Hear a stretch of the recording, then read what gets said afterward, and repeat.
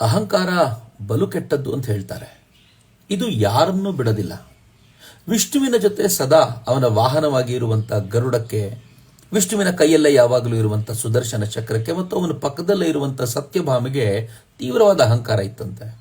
ಗರುಡನಿಗೆ ನನ್ನಷ್ಟು ವೇಗ ಯಾರೂ ಇಲ್ಲ ಅಂತ, ಸುದರ್ಶನ ಚಕ್ರಕ್ಕೆ ನನ್ನಷ್ಟು ಶಕ್ತಿಶಾಲಿ ಯಾರೂ ಇಲ್ಲ ಅಂತ, ಮತ್ತು ಸತ್ಯಭಾಮಿಗೆ ನನ್ನಷ್ಟು ಸುಂದರಿ ಯಾರೂ ಇಲ್ಲ ಅಂತ.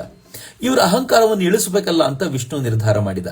ಗರುಡನನ್ನ ಕರೆದು ಹೇಳ್ದ, ಇಂಥ ಪರ್ವತದಲ್ಲಿ ಒಬ್ಬ ತಪಸ್ ಮಾಡ್ತಾ ಇದ್ದಾನೆ, ಅವನಿಗೆ ಹೋಗಿ ಹೇಳು ನಿನ್ನ ಪ್ರಭು ದ್ವಾರಕೆಯಲ್ಲಿ ನಿನಗೋಸ್ಕರ ಕಾಯ್ತಾ ಇದ್ದಾನೆ, ತಕ್ಷಣ ನೋಡಬೇಕು ಅಂತ ಹೇಳ್ತಿದ್ದಾನೆ ಅಂತ ಹೇಳು ಅಂತ. ಗರುಡ ಪ್ರಭು ಹೇಳಿದಂತೆ ತಕ್ಷಣ ಆ ಪರ್ವತಕ್ಕೆ ಹೋಗಿ ಅಲ್ಲಿ ತಪಸ್ ಮಾಡ್ತಾ ಇದ್ದಂತ ವ್ಯಕ್ತಿಗೆ ಈ ವಿಚಾರವನ್ನು ತಿಳಿಸಿದ. ಅದೇ ಸಂದರ್ಭದಲ್ಲಿ ವಿಷ್ಣು ಏನ್ ಮಾಡಿದ, ದ್ವಾರಕೆಗೆ ಹೋಗಿ ತನ್ನ ಅರಮನೆಯಲ್ಲಿ ಶ್ರೀಕೃಷ್ಣನ ರೂಪದಲ್ಲಿ ಕುಳಿತ ಮತ್ತು ಈ ಸುದರ್ಶನಿಗೆ ಹೇಳಿದ, ನನ್ನ ಅರಮನೆಯ ಕಾವಲನ್ನ ಕಾಯ್ತಾ ಇರು, ಯಾರಿಗೂ ಒಳಗೆ ಬಿಡಬೇಡ ಅಂತ. ಸತ್ಯಭಾಮೆಯನ್ನ ತನ್ನ ಪಕ್ಕದಲ್ಲಿ ಕೂರಿಸಿಕೊಂಡ.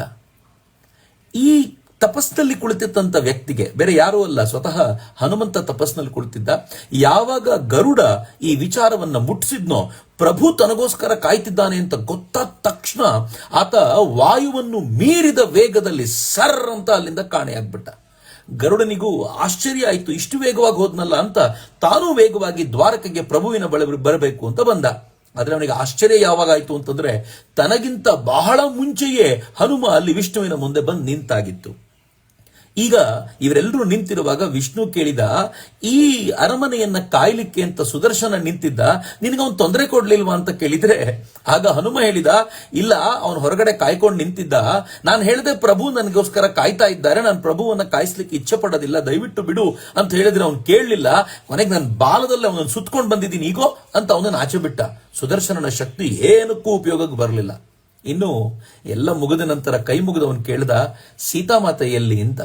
ಹಾಗೆ ಹೇಳಿದ ತಕ್ಷಣ ವಿಷ್ಣು ಪಕ್ಕದಲ್ಲಿದ್ದಂತ ಸತ್ಯಭಾಮೆಯನ್ನು ತೋರಿಸಿದರೆ, ಹನುಮ ಹೇಳಿದ, ನನ್ನ ಸೀತಾಮಾತೆಯ ಸೌಂದರ್ಯ ಅದು ಎಷ್ಟು ಅಂತಂದ್ರೆ, ಈಕೆ ಅವಳು ಕೆಲಸದವಳು ತರ ಕಾಣ್ತಿದ್ದಾಳೆ, ನನಗೆ ಸೀತಾಮಾತೆಯ ದರ್ಶನ ಕೊಡಿಸು ಅಂತ ಕೇಳಿದ. ಸತ್ಯಭಾಮೆಯ ಅಹಂಕಾರವೂ ಹೇಳಿತು. ರಾಮಕೃಷ್ಣರು ಹೇಳ್ತಾರೆ, ಅಹಂಕಾರ ಅಂತಂದ್ರೆ ಹೇಗಿರುತ್ತೆ ಅಂತಂದ್ರೆ, ನೀವು ಎಷ್ಟು ಬಾರಿ ಅದನ್ನ ಕಡಿದ್ರೂ ಮತ್ತೆ ಮತ್ತೆ ಚಿಗುರ್ತಾ ಇರುತ್ತೆ ಅಂತ. ಹಾಗಿದ್ಮೇಲೆ ಇದರಿಂದ ಹೊರಗೆ ಬರೋದು ಹೇಗೆ ಅಂತಂದ್ರೆ, ಶರಣಾಗತರಾಗೋದು ಒಂದೇ ಮಾರ್ಗ. ನನಗೊಬ್ಬರು ಹಿರಿಯರು ಬಹಳ ಚೆನ್ನಾಗಿ ಹೇಳಿದ್ರು, ನಮ್ಮದು ದಾಸ್ಯದ ಸಂಸ್ಕೃತಿ ಅಲ್ಲ, ನಾವು ಗುಲಾಮಿ ಸಂಸ್ಕೃತಿಯವರಲ್ಲ, ಆದರೆ ದಾಸ ಸಂಸ್ಕೃತಿಯವರು, ಶರಣ ಸಂಸ್ಕೃತಿಯವರು. ಶರಣಾಗತರಾಗ್ತೀವಿ ಯಾರಿಗೆ? ಭಗವಂತನಿಗೆ ಶರಣಾಗತರಾಗ್ತೀವಿ ಅಂತ. ಆ ಶರಣಾಗತಿಯ ಔನ್ನತ್ಯದಲ್ಲಿ ಅಹಂಕಾರ ಮಾಯವಾಗುತ್ತೆ ಅಂತ. ಏನ್ ಚೆನ್ನಾಗಿದೆಯಲ್ವೇನು ಈ ಪಾಠ. ನಮಸ್ಕಾರ.